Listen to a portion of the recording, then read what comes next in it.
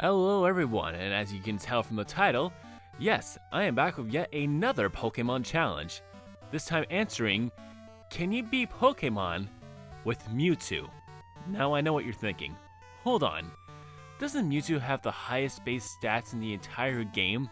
Isn't this challenge gonna be maybe a little too easy? And you're right, my friend. Mewtwo is stupid strong. So I thought, what if I could only play with one move? The only move in the game that Mewtwo would be allowed to use in this challenge is Struggle. You know, that one move every Pokemon can learn only when they're out of PP entirely. Yeah, I'm gonna do that. Now, I'm not gonna waste your time for a long intro because there is a lot to get through in this game. We have 16 total gyms to conquer, an Elite Four to defeat, a champion to overtake, and of course, the grand finale. As for the rules, I'm going by the same rules in my red, blue, and yellow challenge. No items, no trading, no nothing. Only me and the cartridge. And of course, since in this generation, Pokemon can hold items, I am choosing to opt out of that. Mewtwo has the highest base stats in the entire game. The last thing Mewtwo needs is a handicap. As for why I'm not doing this challenge in Pokemon Red, Blue, or Yellow, Struggle is classified as a normal type move. And in Gen 1, it acts like a normal type move. So, if anything resists normal type moves, it won't be very affected.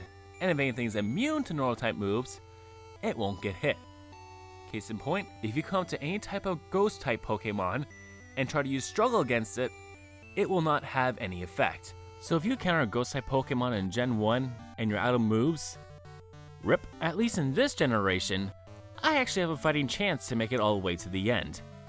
But will I is the question. Let's find out. First things first, I need to find a way to start out this game with a Mewtwo. So through the use of a cheating device, I altered this Totodile here into a Mewtwo. Also, it's holding a berry for some reason.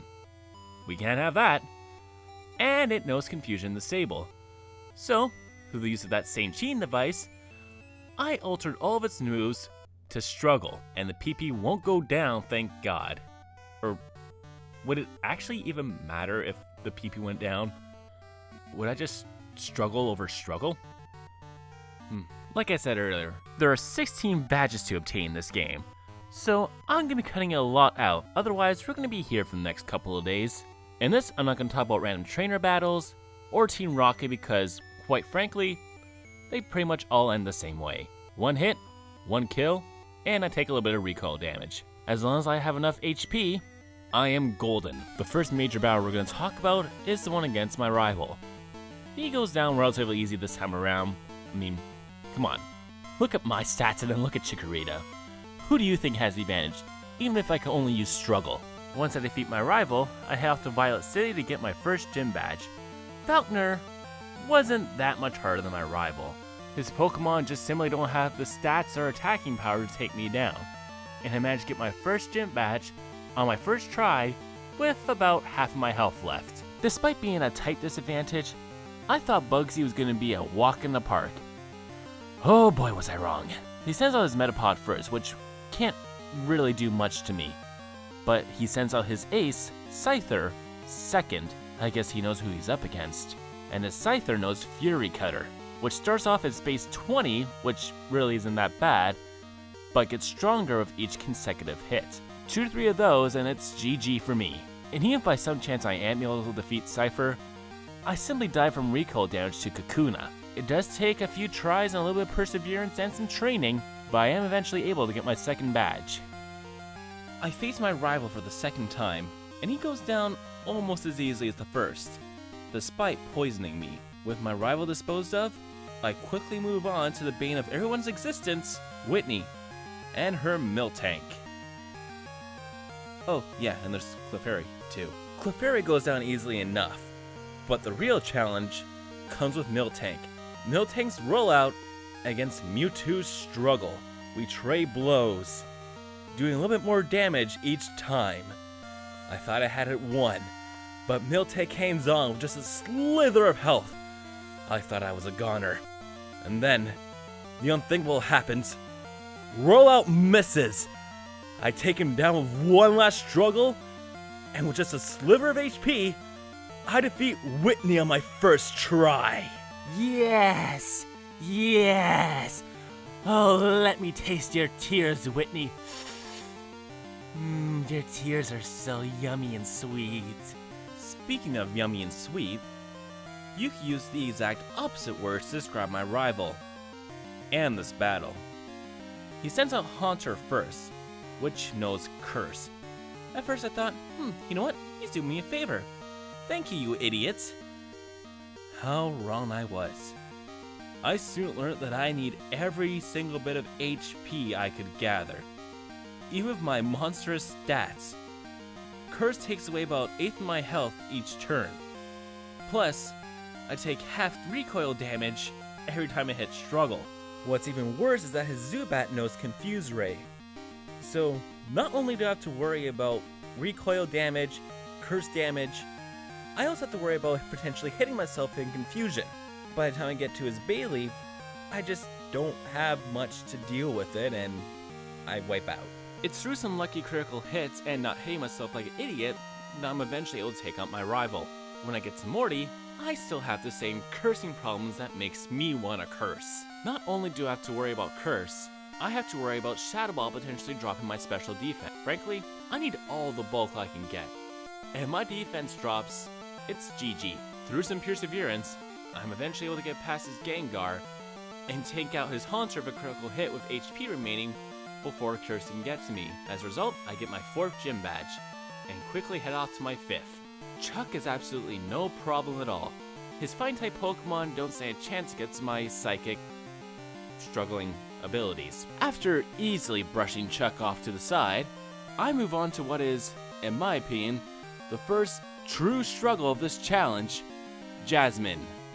With her Magnemite, the only things I have to worry about is potential confusion or paralysis. The real challenge comes with Steelix, who has the highest base defense stat in the game.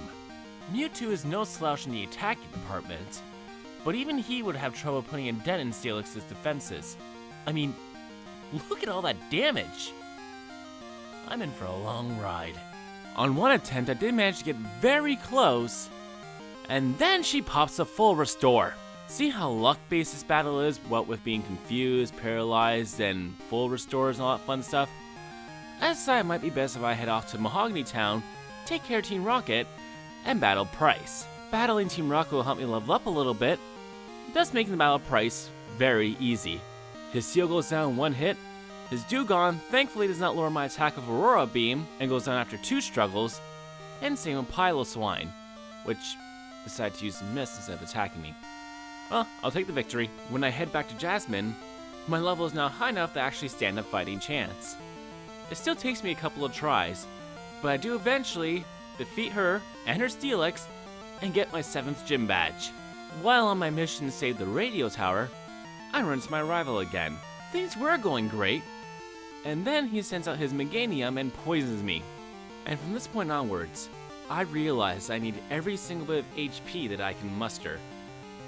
Something as simple as poisoning, confusion even, can mean a good old rip for me, and a restart back to the Pokemon Center. On my 2nd attempt, I managed to avoid all that bad luck and defeat my rival. While we're on the topic of status inducing, let's talk about Claire. Oh boy, let's talk about Claire. The first Dragonair she sends out knows Thunder Wave. And even if by some chance I do get lucky, crit it and take it down one shot, her second Dragonair knows Dragon Breath, a dragon type move that has a high chance of paralysis. I just can't catch a break. And even by some miracle, I managed to avoid paralysis, her Kingdra knows Smokescreen. So in the end, I could go through all that work, and Lady Luck can be on my side on the paralysis, but the next thing you know, I give a Smokescreen and I can't hit my opponent. And if she's feeling extra trolly today, she can just get her Kingdra to use Dragon Breath and paralyze me anyway. It's a lose-lose for me.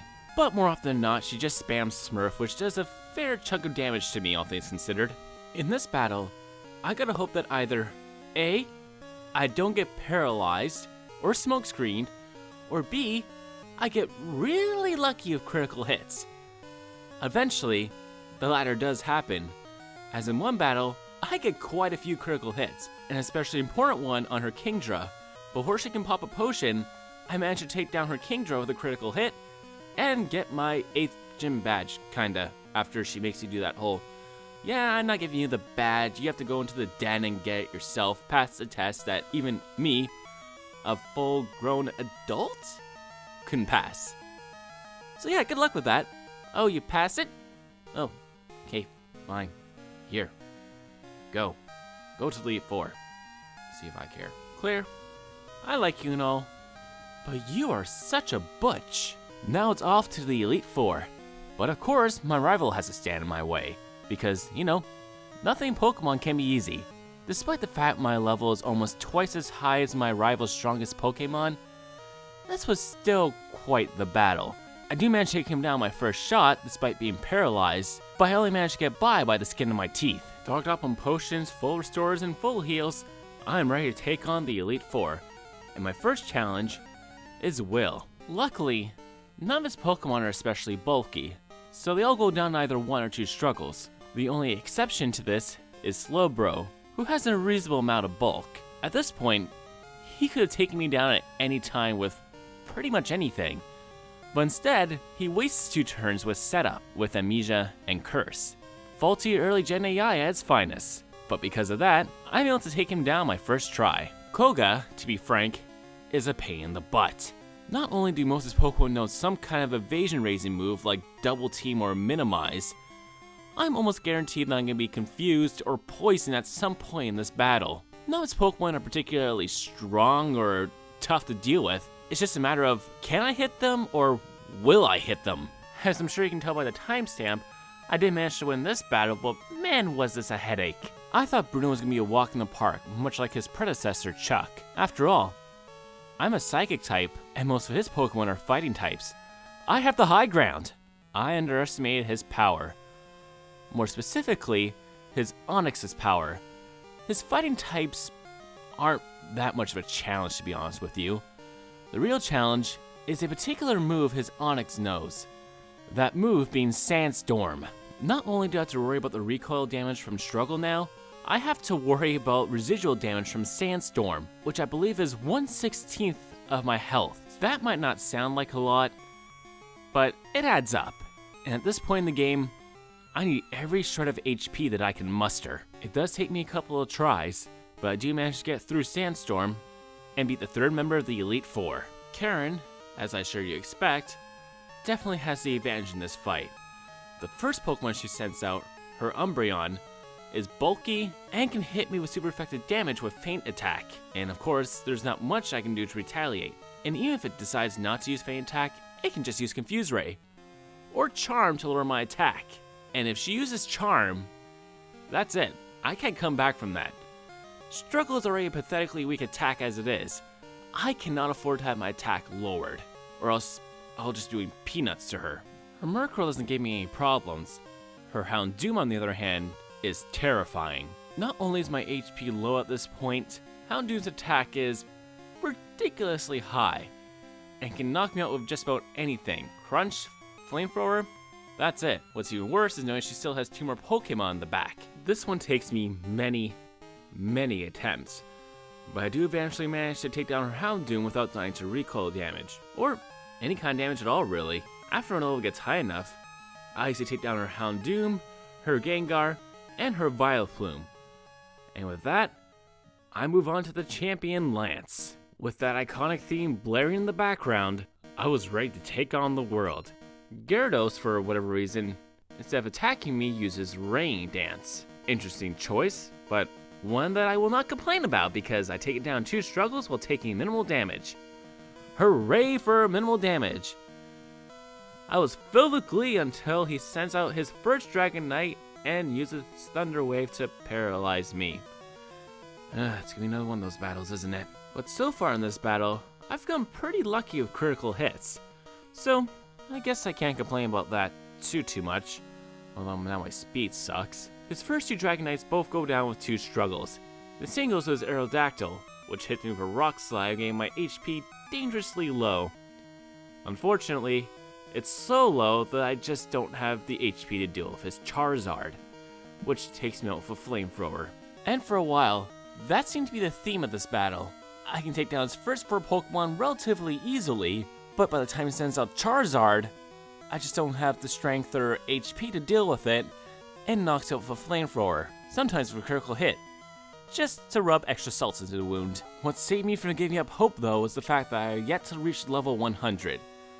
I felt just with leveling up just a little bit more, that I can get past his Charizard, and then maybe take down his final Dragonite. Eventually, I do manage to defeat his Charizard, but it ends up being the old swan song when he brings out his 3rd Dragonite.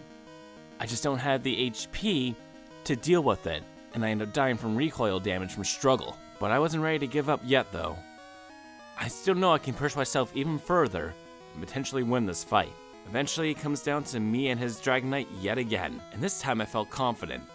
I still had a fair bit amount of HP left compared to my last few attempts, and I felt like maybe I could win this one. Then he uses Outrage and my heart starts to sink. But I managed to hang on with just a shred of HP, keep my fingers crossed. I use Struggle one more time, and somehow, I managed to take out his 3rd Dragonite with barely any HP left.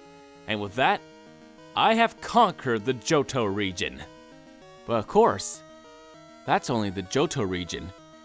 We still have 8 more gym badges to go through. You ready, kids? 'Cause I sure am.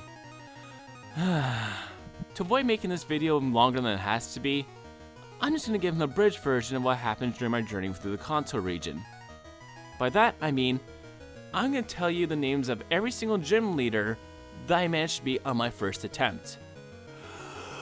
Brock, Misty, Lieutenant Surge, Erica, Janine, Sabrina, and Blaine. I mean, I would give you a play-by-play, but in all honesty, it wouldn't be that exciting because all I would say is, yeah, I managed to wipe out his whole team in one hit with Struggle. Honestly, the gym leaders there aren't that much stronger than the trainers you run into in the Kanto region. Most of them, their Pokemon run through the mid-40s region, with the sole exception being Janine. I guess they want to make her stronger than her father, but still, the Pokemon break into level 40 with her ace being at level 39. She's a gym leader, yet she's weaker than most of the trainers I run into in the Kanto region. Out of all the trainers I just mentioned there's only one that actually had a Pokemon that was level 50, that one being Blaine. They do fix this issue with the Heart Gold and Soul Silver remakes, but that's a different story entirely. Let's focus on Crystal. So with all the easy gym leaders out of the way, let's talk about Blue. Thankfully, Blue is a bit more of a challenge, with most of his Pokemon being in the mid-50s area. His Pidgeot and Alakazam go down rather easily. The big issue arises when he sends out his Rhydon. Much like Bruno's Onix, it too knows Sandstorm, which is not good. His Rhydon is super bulky, making it already difficult to take down. And even if I do manage to take down, he sends out Gyarados. And even if I do manage to get his Gyarados down to low enough health, he'll just use that Super Soaker Full Restore on it. And Blue here has quite a few Full Restores to hand out to his Pokemon.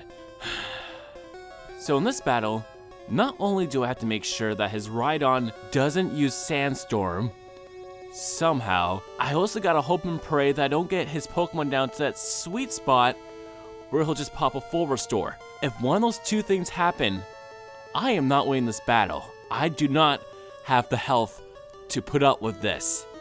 So, it's all luck here, folks. Even after reaching the max level of 100, I kept facing defeat after defeat. But one time, I got really close. So I had a sliver of hope that maybe, just maybe this could be done. And then, it happens.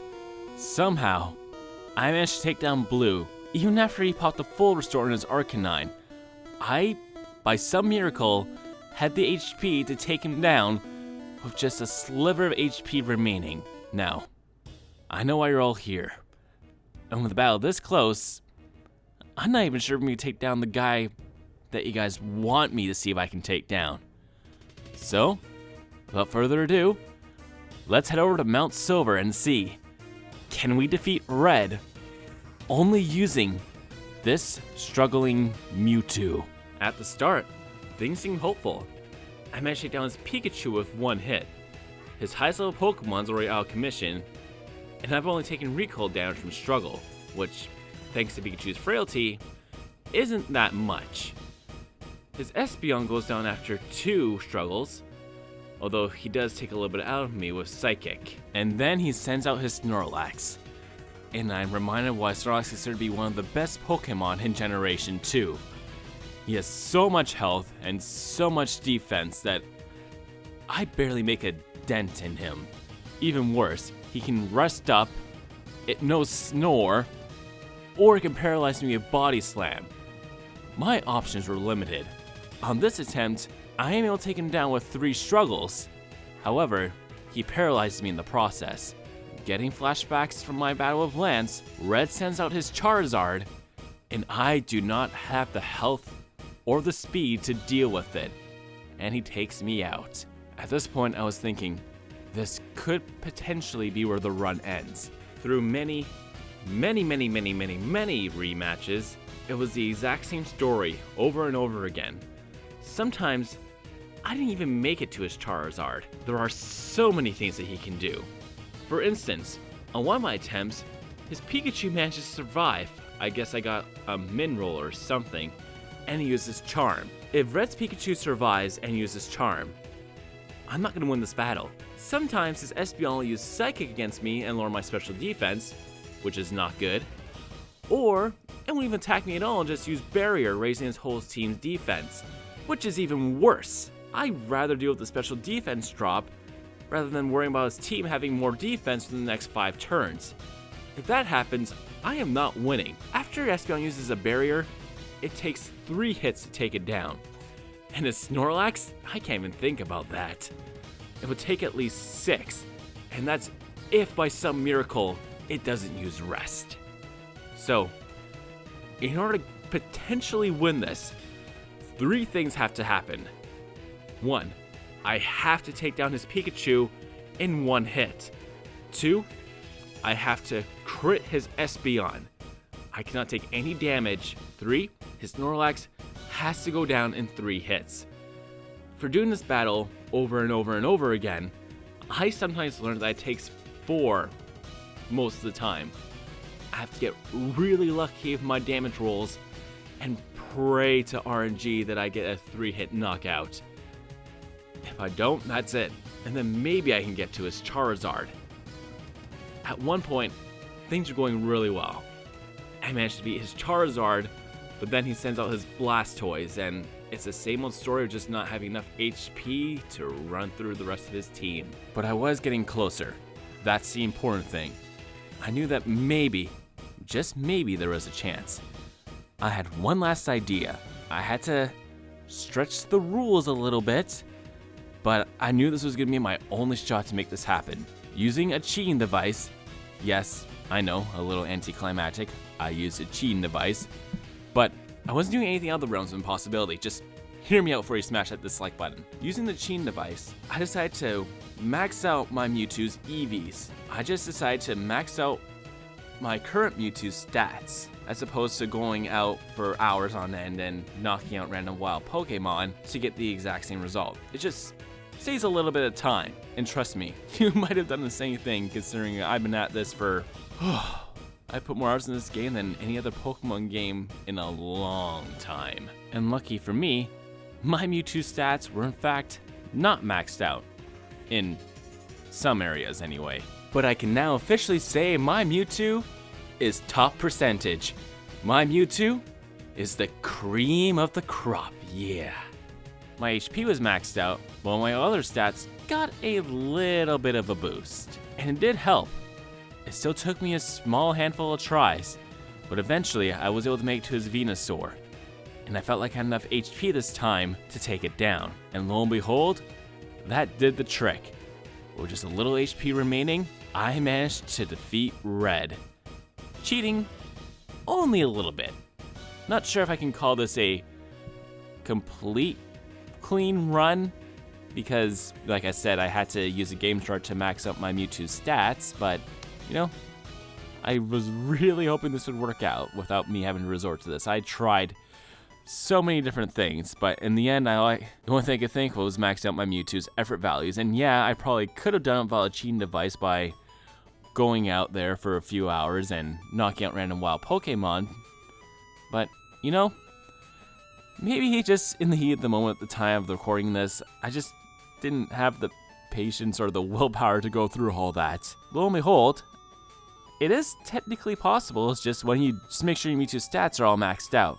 Don't do what I did and skip as many trainers as you can in Kanto because you didn't think you have anything to worry about. Might have been a little anticlimactic, but I want to thank you all so much for watching this video. And if you enjoyed this, smack that thumbs up button. If you have any other challenges you'd like me to do in the future, let me know down in the comments below. And with all that being said, I will see you guys hopefully soon. Take care. Bye.